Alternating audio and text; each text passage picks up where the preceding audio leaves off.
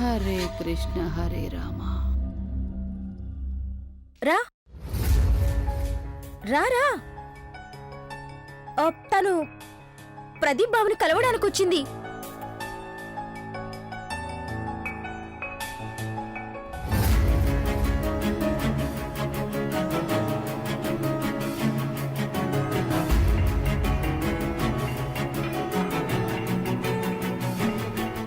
ప్రదీప్ ని కలుసుకోవాలని వచ్చిందా? ఒకవేళ ఈ పిల్ల సలోని కాదు కదా? నమస్తే అండి, నా పేరు చాందిని. ప్రదీప్ స్కూల్కి రాలేదు కదా, అందుకని తను ఎలా ఉన్నాడో ఒకసారి చూసి వెళ్దామని వచ్చాను.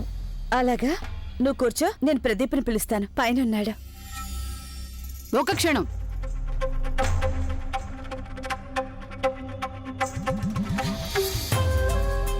ఇలారా. నీకు ప్రదీప్తో ఏం పని? అది తను ఈరోజు స్కూల్కి రాలేదు కదా, తనని చూసి వెళ్దామని వచ్చాను. నువ్వేం వాణ్ణి కలుసుకోనక్కర్లేదు. శాలిగ్రాముడు దయ వల్ల తను పూర్తి ఆరోగ్యంతో ఉన్నాడు. తన మనసు బాగోలేదు, అందుకే తన స్కూల్కి రాలేదు. మధ్యలో మాట్లాడుకో. ఒక్క నిమిషం, నేను మాట్లాడుతున్నాగా. మీరు ప్లీజ్ అతన్ని ఒకసారి పిలవండి, చాలా ఇంపార్టెంట్ మ్యాటర్ మాట్లాడాలి. నువ్వు చెప్పాల్సిందేదో నాకు చెప్పు, నేను తనకి చెప్తాలే. మీకా? అరే, నువ్వు నాకు కూడా చెప్పలేని అంత ఇంపార్టెంట్ సంగతేంటి? సరే, ఇప్పుడు నేను తన్ని అసలు కలుసుకోనివ్వను. వెళ్ళు, వెళ్ళిక్కడి నుంచి, వెళ్ళిపోయి ఇక్కడి నుంచి, వెళ్ళు వెళ్ళు వెళ్ళు వెళ్ళు.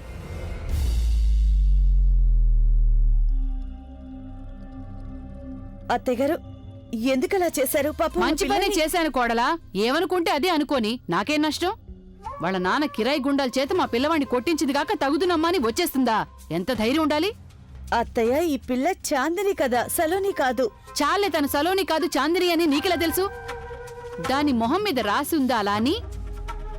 నేను చూస్తే జాలేస్తుంది కోడలా. దేవుడా, అందరికీ కొంచెం తెలివితేటలివ్వు నాయనా.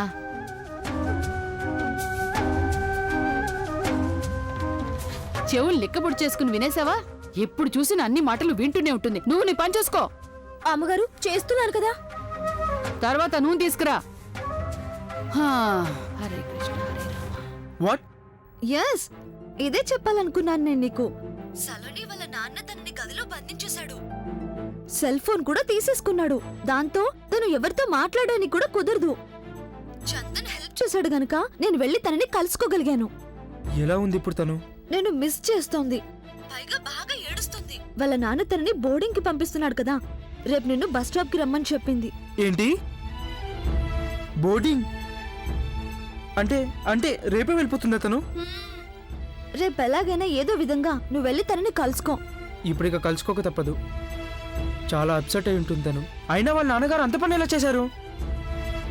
సరే కానీ చందన, నువ్వు మా ఇంటికి వచ్చావుగా, మరి నువ్వు నాకెందుకు చెప్పలేదు? మీ నానమ్మ నన్ను అసలు కలవనిస్తేగా. She was so rude. ఆవిడ నన్నెంత ఇన్సల్ట్ చేసిందో తెలుసా? మా నానమ్మ నిన్ను ఇన్సల్ట్ చేసిందా? ఎస్. ఎవరైనా ఇంటికొస్తే వాళ్ళతో అలాగే ప్రవర్తిస్తారా? ఎనీవేస్, సలోని నా స్నేహితురాలు. తన కోసం ఈ మాత్రమైనా చేయగలిగాను నేను. బాయ్.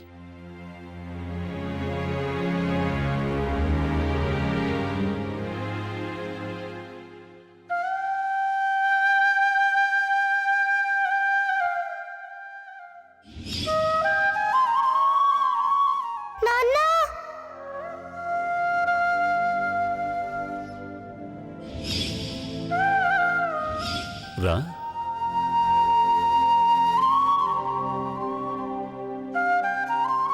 ఇంత చిన్న సందులో ఇంత పెద్ద భవనమా? అంటే ఈ పిల్ల ఇంట్లోనే ఉంటుందా? అవునమ్మా, చెప్పులు లేకుండా తిరుగుతావు కదా, కాళ్ళకి రాళ్ళు గుచ్చుకుంటాయి, కాళ్ళు కాలుతూ ఉంటాయి. ఈ జోళ్లు వేసుకుని తిరుగు.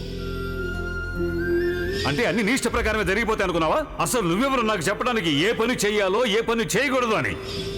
మీరు చాలా మంచివారు బాబు గారు. నన్ను మీ ఇంట్లోకి తీసుకెళ్లారు, నా కోసం అందరితో గొడవ పడ్డారు, మీ అమ్మగారి మాట కూడా వినిపించుకోలేదు, స్కూల్కి పంపించారు, ఎంతో ప్రేమించారు నన్ను. అలాంటి మీకే కోపం తెప్పించాను నేను. మీరేగా ఎప్పుడూ చెప్పేవారు ఓటమిని ఒప్పుకోకూడదని. కానీ ఇప్పుడు నా కారణంగానే మీరు ఓటమిని ఒప్పుకుంటున్నారు. నేను ఇప్పుడు ఓడిపోయానని అనుకోకండి బాబు. నేను చాలా తప్పు చేశాను, చాలా పెద్ద తప్పు చేశాను. ఇప్పుడు ఆ తప్పు దిద్దుకోవడం ఎలా? ఏం చేయను నేను?